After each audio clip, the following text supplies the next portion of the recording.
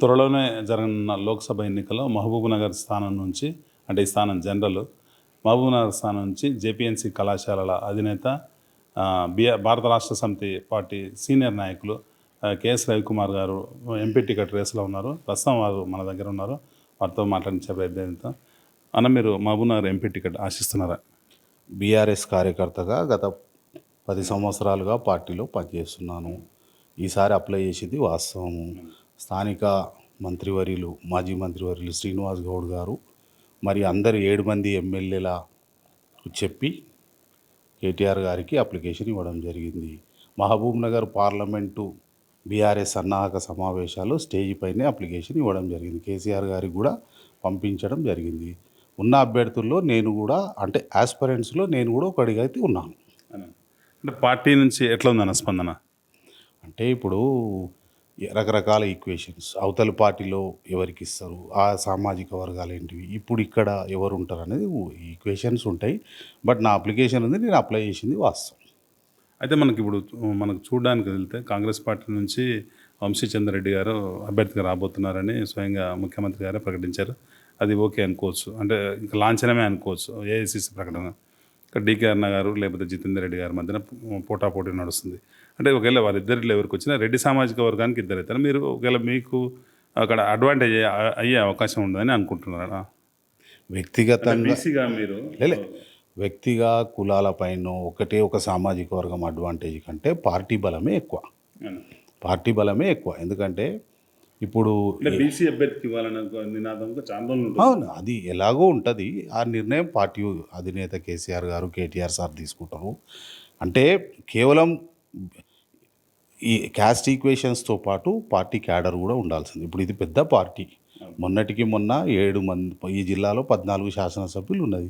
సరే, ఎన్నికల్లో గెలుపుకోవటంలో భాగంగా తగ్గింది, కానీ క్యాడర్ అయితే పటిష్టంగా ఉన్నారు. కాబట్టి ఆ క్యాడర్ను నమ్ముకొని కాంటెస్ట్ చేయాలి.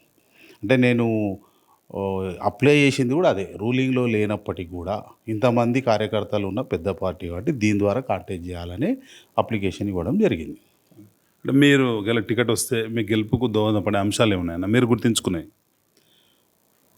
ఇప్పుడు టూ ఎర్లీ చెప్పడం. అంటే జనరల్ మీకు ఇప్పుడు ఈక్వేషన్ ఉంటుంది కదా, మీరు జేపీఎన్సీ కళాశాలల అధినేతగా ఈ ఉమ్మడి జిల్లాలో ప్రతి వ్యక్తికి తెలుసు, అదొక అడ్వాంటేజ్. అట్లా రకరకాలు ఉన్నాయి కదా, అట్లా మీరు ఏమనుకుంటున్నారు?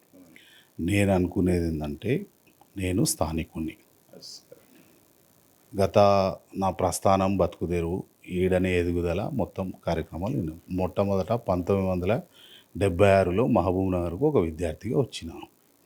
నా జీవితాంతం విద్యా సంస్థలు, విద్యా సంఘాలు, మీలాంటి శ్రేయోభిలాషుల మధ్యనే ఈ ఎదుగుదల. నాకు ఎంపీగా పోటీ చేయడానికి ఇంట్రెస్ట్ ఏంటంటే, గత 30 ఏళ్ళు జయపాల్ రెడ్డి గారి అత్యంత ప్రియ శిష్యుడిగా ఉంటూ వారెంబడి ఎన్నోసార్లు ఢిల్లీలో ఉండడం, ఈ కాలేజీ సాధనకు కూడా ఆయన ఆశీర్వాదంతోనే వచ్చింది.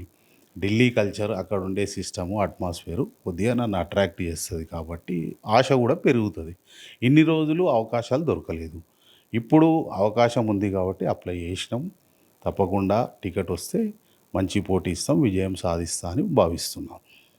అంటే మన జయపాల్ రెడ్డి గారి శిష్యులుగా మీరు ఉన్నారు కదా, సుదీర్ఘకాలం పాటు కాంగ్రెస్ పార్టీలో ప్రయాణం చేసినారు. అంటే ఇప్పుడు కాంగ్రెస్ పార్టీ స్టేట్లో గవర్నమెంట్లోకి వచ్చింది. మీ కాంగ్రెస్లో కూడా ఉన్నత స్థాయి నుంచి, సీఎం నుంచి కింది వరకు అందరూ సుపరిచితులు, వెల్ నోటెడ్గా మిమ్మల్ని పేరు పెట్టి పిలిచేంత కెపాసిటీ మీకుంది. అక్కడ నుండి ఏమైనా ఆఫర్ వచ్చిందే? నేను ఇప్పుడు బీఆర్ఎస్లో ఉన్నా, బీఆర్ఎస్ టికెటే ఆశిస్తున్నా.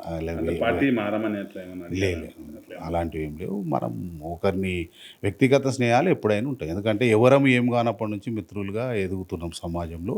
ఒకరొకరు అదృష్టం, పార్టీలు వేరైనా అన్ని పార్టీలు అందరం, ఒక జిల్లా ప్రజలము, ఈ రాష్ట్ర ప్రజలం అందరం వ్యక్తిగత మిత్రులం. కాబట్టి నేను ఇప్పుడు బీఆర్ఎస్లోనే ఉండి బీఆర్ఎస్ టికెట్ ఆశిస్తున్నా. మీరు కాంగ్రెస్ పార్టీలో వెళ్తారని ఇటీవల కాలంలో కొంత చర్చ నడిచిందని. ఒక మిత్రుడు నన్ను అడగకుండా తాను ఊహించి రాస్తే దాని మీద ఎన్నో కామెంట్స్, అట్లా లేదు. పోయేది ఉంటే ఇప్పుడు మీరు ఒకరే వచ్చిరు, ఒక 100 మంది ప్రెస్ను పిలిచి చెప్తా. అంటే సందర్భం వస్తే నేను ఏది మనసులో దాచుకోలేను. అట్లా రాజకీయాలు ప్రత్యక్షంగా చేసేటప్పుడు ప్రజల నమ్మకాన్ని చూరగొనాలి.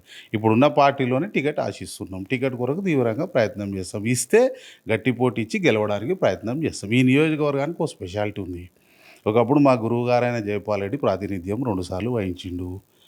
మన మల్లికార్జున్ గారు బీసీ నాయకుడు, కొన్ని ఏండ్లుగా వారు ఈ నియోజకవర్గాన్ని ప్రాతినిధ్యం వహించిండు, కేంద్ర మంత్రిగా ఉన్నారు, అభివృద్ధి కూడా చేసిండు. విఠలరావు గారు కాంగ్రెస్ తరఫున ఒక బీసీ నాయకునిగా అతను కూడా మంచి పేరే తెచ్చుకున్నాడు. బీసీ ఏమంటారు ఎంపీల ప్రెసిడెంట్గా ఉన్నారు.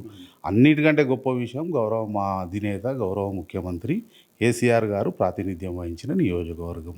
ఇక్కడ ఎంపీగా ఉన్నప్పుడు వారు తెలంగాణను సాధించడం జరిగింది. కాబట్టి మహబూబ్ నగర్ పార్లమెంటు స్థానానికి ఎప్పుడైనా ఒక ప్రత్యేక గుర్తింపు, గౌరవం ఉంది.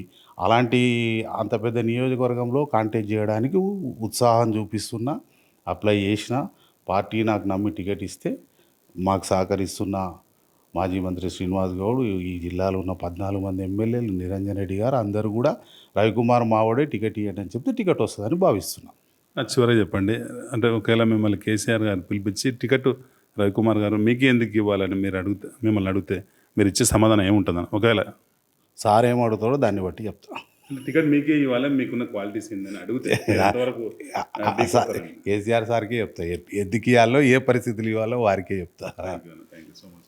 ఇది రవికుమార్ సార్ యొక్క ఒపీనియన్. తాను మహబూబ్నగర్ ఎంపీగా బీఆర్ఎస్ పార్టీ తరఫున టికెట్కి అప్లై చేశానని, దీనిపై పార్టీ నిర్ణయం త్వరలోనే వెలువడే అవకాశం ఉందని, ఇప్పటికే పెద్దలందరినీ, పార్టీలో ఉన్న పెద్దలందరినీ కలిశానని, తాను ఏ పార్టీలోకి వెళ్ళే ఉద్దేశం ఎప్పుడూ లేదని, బీఆర్ఎస్ పార్టీలోనే కంటిన్యూ అవుతానని, వ్యక్తిగత స్నేహాలు, జిల్లాకు సంబంధించిన వ్యక్తులు ఉన్నత స్థానాల్లో ఉన్నప్పుడు జిల్లాకు సంబంధించిన ప్రేమాభిమానాలు, వ్యక్తిగత అభిమానంతోన కలుసుకోవడం ఇదంతా సహజమే ఉన్నప్పటికీ రాజకీయాల్లో వైరుధ్యం ఉంటుందని, ఏ పార్టీ సిద్ధాంతం ఆ పార్టీకి ఉంటుందని ఆయన స్పష్టం చేస్తున్నారు.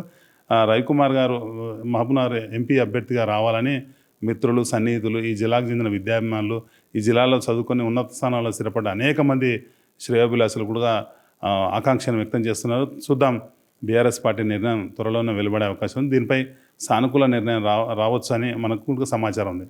Thank you.